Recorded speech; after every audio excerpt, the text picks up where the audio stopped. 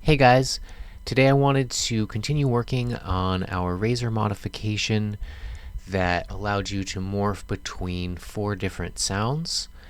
And what I want to do is basically automate the morphing process so that it doesn't require you to click and drag on the mouse area here. You can simply set up the morphing parameters and it'll happen automatically.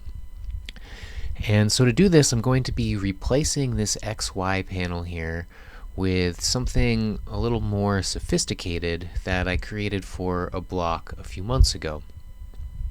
And when we delete the XY panel, you see we've got all this junk that's kind of been hiding behind it. And we want to just set all of this stuff to be invisible. And I went to do this and it wasn't working properly, which was kind of a weird feeling for me. I was like, what is going on?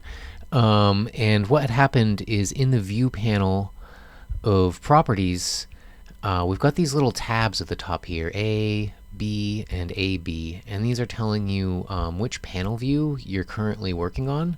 And I had mine set to A, and so when I was turning things visible and invisible, it just wasn't working at all. I thought maybe I had encountered some weird bug for a second. I very rarely use the B panel personally, so anyway, set it to control both the A and B panel and turn all this stuff off.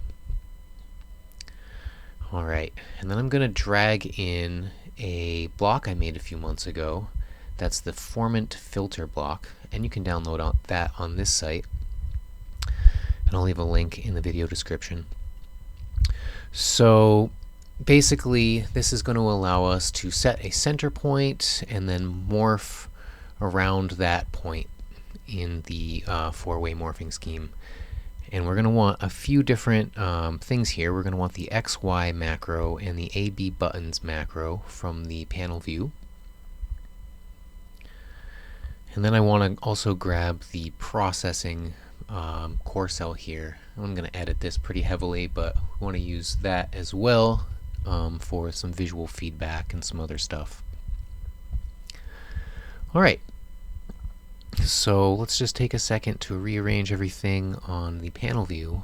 Again, we can go to the View tab of Properties, and we want to copy from A to B.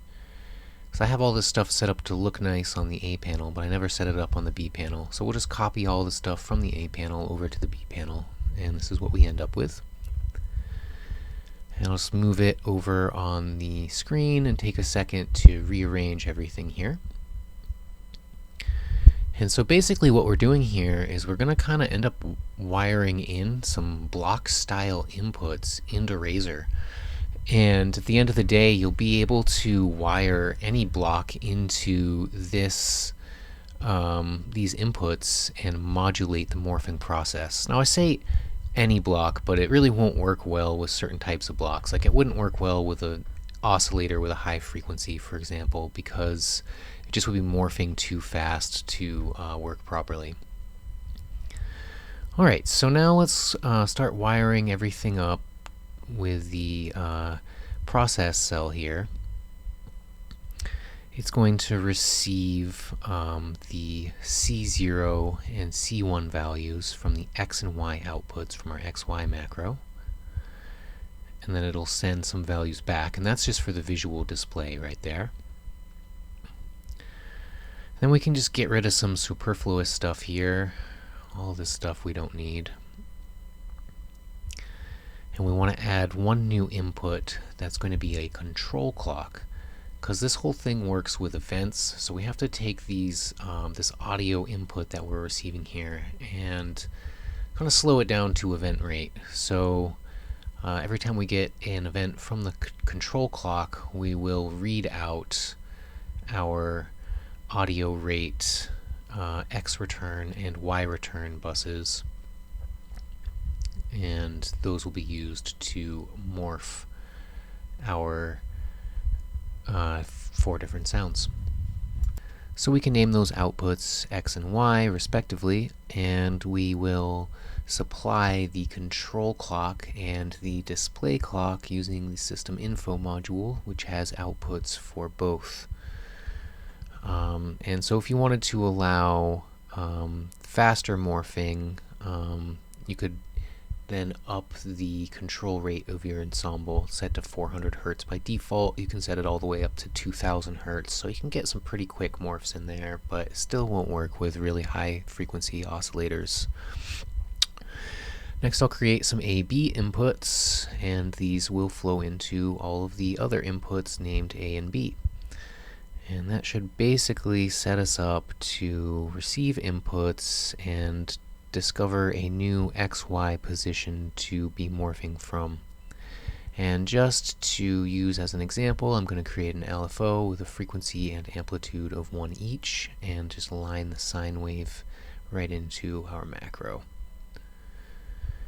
And this is not working because our sine wave is polyphonic, so set it to mono, and everything should work. So you see our position is being morphed, and we can use that effect to morph the sounds of our Razor ensemble. So we need to wire X and Y into all these macros, but first I want to put a step filter in between the core cell and the macro. And the purpose for this is that the X and Y outputs from this core cell are being triggered by the control rate clock. And what that means is there's going to be constantly a flow of values coming out of here, regardless of whether it's changing or not. And that means that our X input's going to flow into the macro, and it's going to constantly be setting the knobs to a new value. So even if there's no modulation happening, it'll be impossible to move the knobs properly.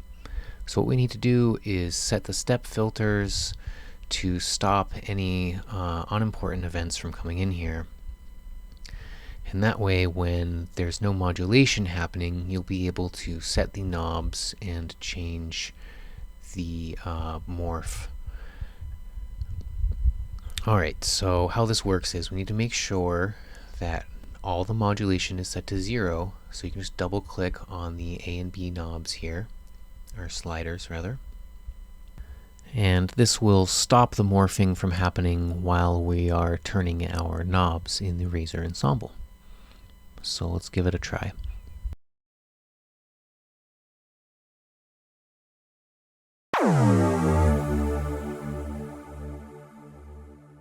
So that's our default sound. Now let's just change some knobs and store it in the 2 position.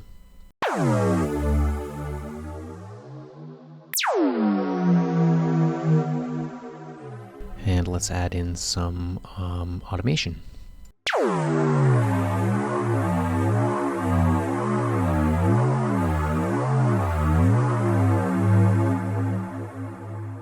LFOs are probably not the greatest modulator for this particular usage. I would suggest using an envelope personally, but we'll just screw around with this a little more.